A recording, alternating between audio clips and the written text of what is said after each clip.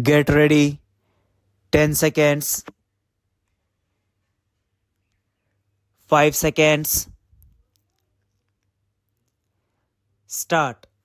It is a matter of great pleasure to me to be asked to lay the foundation stone of the Senate House of the Travancore University. When I was first asked to do so, I readily agreed because I have always felt a kind of deep interest in educational matters, and I consider it a privilege to be associated with any function connected with educational institutions, especially so in Travancore, Cochin, where education is far advanced and where, as has just been reported to us, the number of students today is 29,000, out of whom nearly one third are women. It is a matter of gratification and congratulation that the university, which is not even 20 years old as yet, has, in spite of various difficulties, made steady progress, and today it has not only arts, science, and technical institutions as its constituent parts, but also a faculty for the cultivation and development of Oriental studies, including Malayalam and Sanskrit. It has been from the very beginning one of the objects of this university to promote research, and while it has on one side been helping research work in modern sciences, it has not neglected the humanities, which are really of such great value in forming the character of those who study them. We have at the present moment in the country a great problem, I mean the problem of educated unemployment.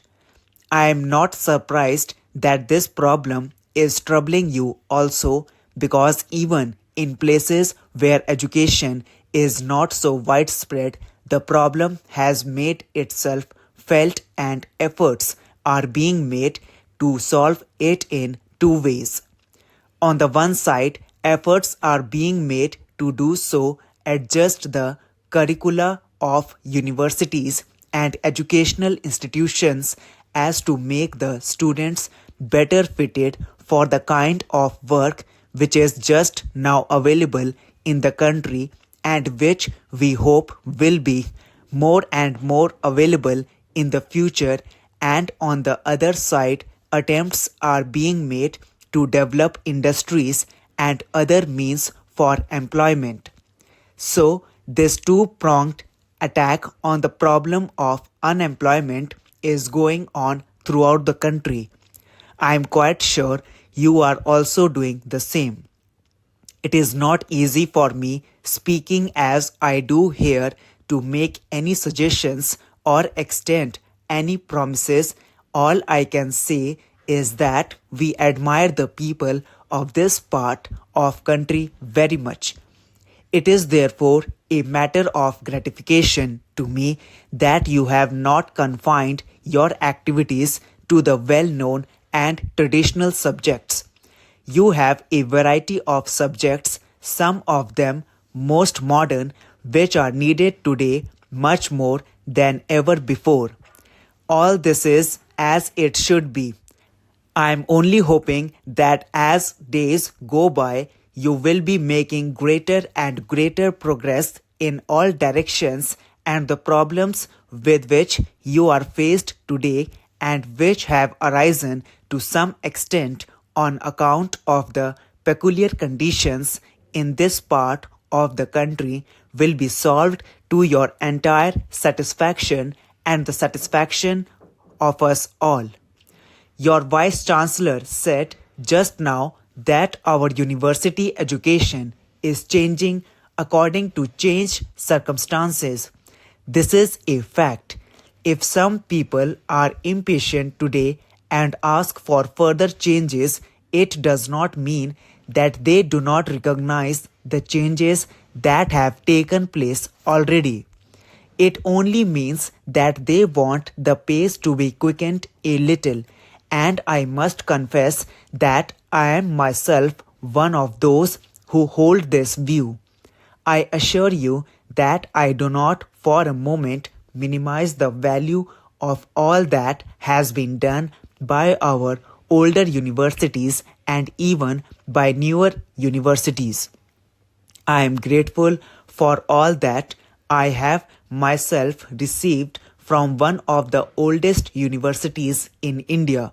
I shall be the last man to say that universities have done no good at all, but I say this that according to changed circumstances, changes have to be made and changes should be made quickly. Changes are being made, but the pace should be quickened. That is all I plead for. From what I have heard about your university, I must say that you are fully cognizant of the necessity of this change and of its pace. During the short period of about 18 or 19 years, you have already shown what tremendous progress can be made and with the limited resources at one's disposal. You have not only increased the number of colleges and faculties in the university and encouraged research work, you have also succeeded in attracting to it larger and ever larger number of students, both men and women.